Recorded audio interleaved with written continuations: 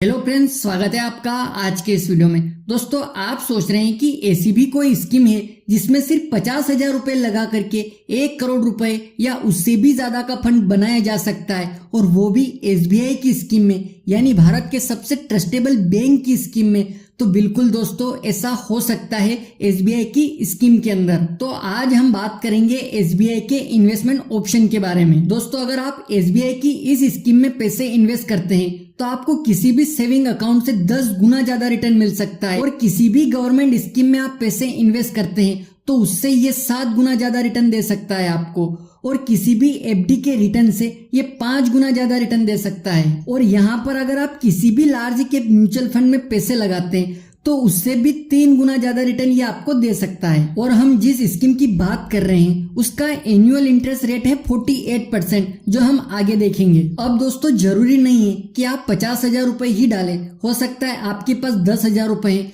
तो उसके ऊपर कितना बनेगा तो उसको भी कैलकुलेट करके देखेंगे। 25,000 रुपए डाल दिए तो कितना बन सकता है, 50,000 1 लाख डालकर छोड़ दिए तो कितना बन सकता है। हालांकि 50,000 पर तो हमने बताया कि 1 करोड़ से ज्यादा का फंड बन सकता है, तो ये सभी कैलकुलेशन करके हम देखेंगे। चलिए दोस्तों, अब जानते हैं कि हमने एसबीआई की ही स्कीम को क्यों सिलेक्ट किया। तो इसका सबसे पहला कारण है कि biggest name in banking sector, यानी बैंकिंग सेक्टर का सबसे बड़ा बैंक है एसबीआई। इससे बड़ा और ट्रस्टेबल बैंक आज नहीं है। दूसरा रीजन है biggest name in credit card, यानी क्रेडिट कार्ड में भी इससे बड़ा कोई नाम नहीं है। और तीसरा रीजन है biggest name in asset management company, यानी कि एयूएम में भी एसबीआई से बड़ा कोई नाम नहीं है। इंडिया का सबसे ज्यादा फंड एसबीआई ही मैनेज करता है। तो इन्हीं सब कारणों से एसबीआई इंडिया का मोस्ट ट्रस्टेबल ब्रांड है। दोस्तों, हम एसबीआई की जिस स्कीम की बात कर रहे हैं वो एसबीआई की म्यूचुअल फंड स्कीम में। म्यूचुअल फंड स्कीम में फंड मैनेजर होते हैं जो वेल एक्सपीरियंस्ड होते हैं और एक आम व्यक्ति से ज्यादा मार्केट की समझ रखते हैं। हर एक आदमी या आम व्यक्ति सीधा मार्केट में इन्वेस्ट नहीं कर पाता है बिना नॉलेज के, तो वह म्यूचुअल फंड के जरिए अपने लिए फंड मैनेजर को हायर करता है जो उनके पैसे को मार्केट में इन्वेस्ट करते हैं। दोस्तों, एक गरीब या मिडिल क्लास आदमी अपने पैसे को या तो बैंक में रखता है या एफडी, एलआईसी या फिर कोई सरकारी स्कीम पीपीएफ इनमें रखता है। लेकिन आपने कभी सोचा है कि कोई अमीर आदमी अपने पैसे को एफडी, एलआईसी, पीपीएफ जैसे स्कीम में रखता है क्या? तो इसका जवाब है नहीं। वो अपने पैसे को स्टॉक मार्केट में रखता है, और ये बात सबको पता है कि स्टॉक मार्केट में सबसे ज्यादा रिटर्न बनता है, तो ज्यादातर अमीर लोग अपना पैसा वहीं इन्वेस्ट करते हैं। लेकिन एक आम आदमी के लिए दिक्कत है कि शेयर मार्केट की नॉलेज नहीं है, तो क्या करे? उसके लिए ये म्यूचुअल फंड स्कीम्स, ये फंड मैनेजर आपके लिए इन्वेस्ट करते हैं। तो आप म्यूचुअल फंड के जरिए स्टॉक मार्केट में इन्वेस्ट करके बेहतरीन रिटर्न कमा सकते हैं। दोस्तों, अब सवाल ये आता है कि क्या म्यूचुअल फंड सेफ है? तो म्यूचुअल फंड 3 टाइप्स के होते हैं: इक्विटी म्यूचुअल फंड, डेब्ट म्यूचुअल फंड और hybrid mutual fund. Equity mutual fund में इक्विटी का मतलब होता है स्टॉक या शेयर, यानी आपके पैसे को डायरेक्ट स्टॉक में इन्वेस्ट किया जाता है, लेकिन इसमें रिस्क भी होता है। डेब्ट म्यूचुअल फंड का मतलब होता है ये एक तरह का बॉन्ड होता है। आप इसको एफडी की तरह मान लो, इसको सेफ एंड सिक्योर भी कह सकते हैं, लेकिन इसमें रिटर्न भी कम होता है। इसमें सिक्योरिटी बढ़ गई तो रिटर्न भी कम हो गया। तीसरा है हाइब्रिड, जो इन दोनों का मिक्सचर होता है, थोड़ा इक्विटी और थोड़ा डेब्ट। अब हमें कहाँ इन्वेस्ट करना चाहिए, हाइब्रिड, डेब्ट या इक्विटी में? लेकिन इक्विटी में तो रिस्क ज्यादा होता है। रिस्क होता है इसलिए तो हम बात कर रहे हैं एसबीआई की स्कीम की। आज हम एसबीआई की 3 म्यूचुअल फंड स्कीम की बात करेंगे, जिसमें पहला है एसबीआई कॉन्ट्रा फंड। अब ये क्या होता है, तो इसके रिटर्न, इसकी परफॉर्मेंस, इसके एनालिसिस को जानेंगे। सबसे पहले हम यह जानते हैं कि कॉन्ट्रा फंड क्या होता है। तो कॉन्ट्रा फंड का मतलब होता है कि म्यूचुअल फंड के फंड मैनेजर जो अंडर परफॉर्मिंग स्टॉक कंपनीज है, जो मार्केट में अंडर वैल्यू चल रहे हैं, लेकिन फ्यूचर में इनके ग्रोथ होने की पूरी संभावना होती है। इसमें रिस्क की प्रोबेबिलिटी भी कम होती है क्योंकि स्टॉक ऑलरेडी अंडर वैल्यूड होता है। तो इस टाइप के स्टॉक कॉन्ट्रा फंड में शामिल होते हैं। चलिए अब इस फंड के रिटर्न पर नजर डालते हैं। तो इस फंड ने पिछले 1 साल में, यानी एनुअल रिटर्न इसने 47% का दिया है, और पिछले 3 सालों में 31% का रिटर्न दिया, और 5 सालों में 27% का रिटर्न दिया है। और जब से ये फंड शुरू हुआ है तब से लेकर अब तक, यानी ऑल टाइम रिटर्न इसने 17% का बना कर दिया है। और इस फंड का फंड साइज 26,776 करोड़ रुपीज है, और ये इक्विटी टाइप का म्यूचुअल फंड है, तभी तो इतना ज्यादा रिटर्न दे रहा है। इसके एक्सपेंस रेशियो को देखें तो इसका एक्सपेंस रेशियो 0.63% है, जो बहुत ही कम है। एक्सपेंस रेशियो का मतलब आपको मालूम ही है कि ये जो फंड मैनेजर है आपके पैसे को मैनेज करने की एक फीस वसूलते हैं, जो एक्सपेंस रेशियो होता है, जो दूसरे फंड के मुकाबले में इस फंड का काफी कम है।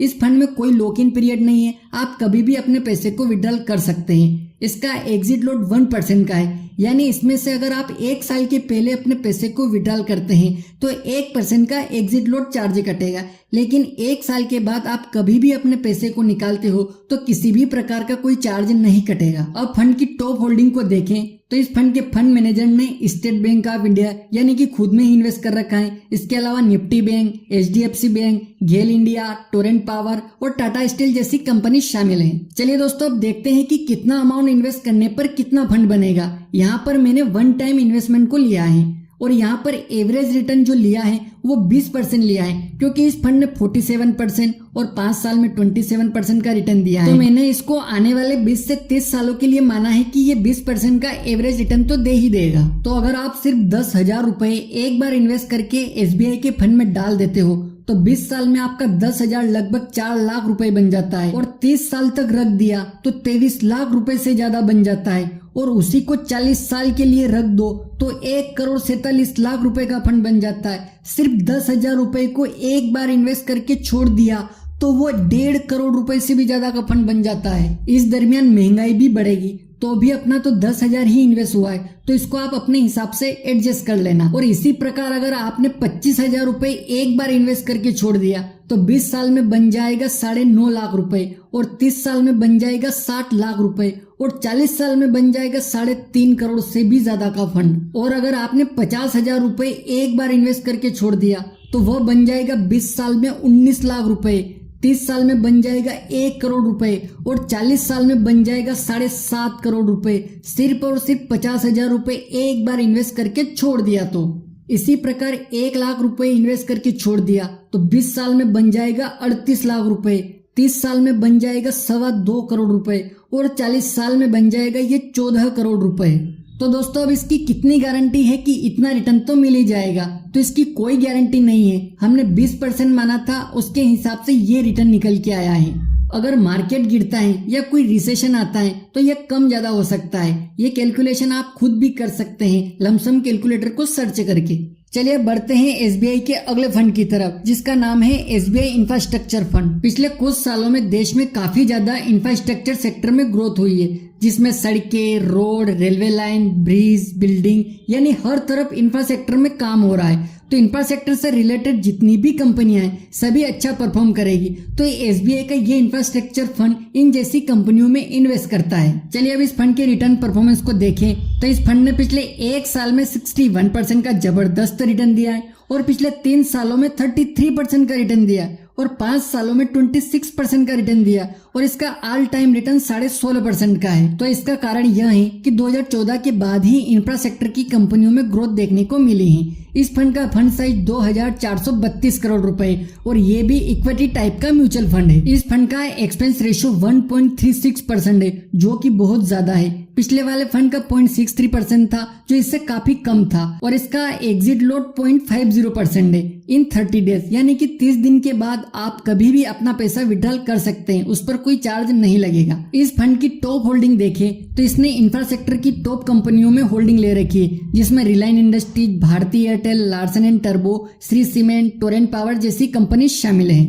चलिए दोस्तों, हमारा तीसरा फंड है SBI PSU fund. PSU fund का मतलब होता है पब्लिक सेक्टर अंडरटेकिंग फंड, मतलब उन कंपनियों में पैसा लगता है जो पब्लिक सेक्टर की यानी सरकारी कंपनियां हैं, और इसमें रिस्क थोड़ा कम हो जाता है क्योंकि ये सरकारी कंपनियां हैं। चलिए अब इस फंड की रिटर्न परफॉर्मेंस को देखें तो इस फंड ने पिछले 1 साल में 92% का जबरदस्त रिटर्न दिया है, और 3 सालों में 40% का रिटर्न दिया है, और 5 सालों में 26% का रिटर्न दिया है। और यह फंड जब से शुरू आए तब से लेकर अब तक इसने 13% का रिटर्न दिया है। इसका ऑल टाइम रिटर्न कम है क्योंकि आपको मालूम ही है कि 2017-18 से पहले सरकारी कंपनियों की स्थिति ज्यादा अच्छी नहीं थी, तो लॉन्ग टर्म में इसमें अच्छा रिटर्न आने की उम्मीद है। ये फंड किसी प्रकार का रिकमेंडेशन नहीं है, इसमें पैसा लगाने से पहले अपना एनालिसिस जरूर कर लें। इस फंड का फंड साइज 1,875 करोड़ रुपए है, और ये भी इक्विटी टाइप का म्यूचुअल फंड है। इसका एक्सपेंस रेशियो 0.88% है और एग्जिट लोड 0.50% का है। इसमें भी कोई लॉक इन पीरियड नहीं है। और इस फंड की टॉप होल्डिंग को देखें तो इसने एसबीआई,